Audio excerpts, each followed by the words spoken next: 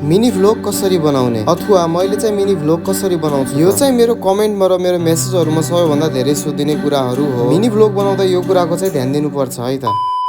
Hey guys, फेरि पनि स्वागत छ सबैजनालाई हाम्रो एउटा नयाँ मिनी भ्लगमा। आई होप कि सबैजना सन्चै अनि एकदमै आरामै नै हुनु होला। सो आज चाहिँ हाम्रो 5000 फलोअर्स या सब्स्क्राइबर्स कम्प्लिट गर्ने च्यालेन्जको डे 69 पनि भयो र साथै आज चाहिँ हाम्रो फेसबुक पेजमा 4.1 के फलोअर्स पनि कम्प्लिट भयो। मिनी भ्लग कसरी बनाउने भन्ने कुराहरुमा चाहिँ मैले कुरा गर्नु पर्दा म चाहिँ त्यस्तो ठुलो क्रिएटर पनि हैन। म चाहिँ बेंगलुरुमा बसेर काम गर्ने एउटा नर्मल नेपाली मान्छे हो। तर पनि म चाहिँ कसरी बनाउँछु त्यो चाहिँ म भन्ने छु तपाईहरुलाई। फर्स्टमा चाहिँ तपाईहरुले दिनभरिमा आफूले जे जस्तो कामहरु गर्नुहुन्छ त्यो सबै कामहरुको क्लिपहरु बनाउने। त्यसपछि त्यो सबै क्लिपहरुलाई चाहिँ एउटा एडिटिङ एप खोलेर त्यसमा एड गर्ने। जस्तै म चाहिँ इनसुट भन्ने एप युज गरिरहेको छु। यो एप युज गर्न चाहिँ एकदमै सजिलो छ। क्लिपहरु एड गरिसकेपछि चाहिँ सबैभन्दा इम्पोर्टेन्ट कुरा भनेको स्क्रिप्ट राइटिङ नै हुन्छ। यसलाई चाहिँ हाम्रो नर्मली भाषामा भन्दा फेरि हाम्रो क्लिपहरु अनुसार एउटा कहानी बनाउनु हो। यदि तपाईहरुको स्टोरी टेलिङ राम्रो भयो भनेपछि भिडियो अटोमेटिकली राम्रो भइहाल्छ। तपाईहरुसँग राम्रो डिभाइस होस् नहोस् तर राम्रो स्क्रिप्ट चाहिँ तयार गर्न सक्नुपर्छ। स्क्रिप्ट तयार भइसकेपछि चाहिँ म चाहिँ काहीँ शान्त ठाउँमा बसेर भोइस ओभर गर्ने गर्छु। भोइस ओभर गर्दा चाहिँ ध्यान दिनुपर्ने कुरा आइफोन छ भने ठिकै छ तर एन्ड्रोइड छ भने चाहिँ माइक अवश्य नै किन्नु होला, किनकि तपाईको भोइस पनि धेरै नै इम्पोर्टेन्ट हुन्छ भिडियोहरुमा। ल यति गरिसकेपछि चाहिँ हाम्रो मिनी भ्लग बनेर रेडी हुन्छ। म पनि त्यस्तो ठुलो भ्लगर चाहिँ हैन, त्यही पनि मैले आफूले जानेको र बुझेको कुराहरु तपाईहरुलाई शेयर गर्दैछु छु। आशा छ कि मेरो यो सानो भिडियोले तपाईहरुलाई अलिकति भए पनि गाइड मिल्नेछ मिनी भ्लग बनाउनको लागि। यदि तपाईहरु पनि अब मिनी भ्लग बनाउन स्टार्ट गर्दै हुनुहुन्छ भनेपछि कमेन्ट गर्न चाहिँ नबिर्सिनु होला यदि बनाउनु हुन्छ भने पनि। र भिडियो यहाँसम्म हेरिदिनु भएकोमा चाहिँ तपाईहरुलाई धेरै धेरै धन्यवाद। भिडियो लाइक कमेन्ट शेयर गरेर फलो अनि सब्स्क्राइब गर्न चाहिँ नबिर्सिनु होला। हस्त भाइ, जय नेपाल।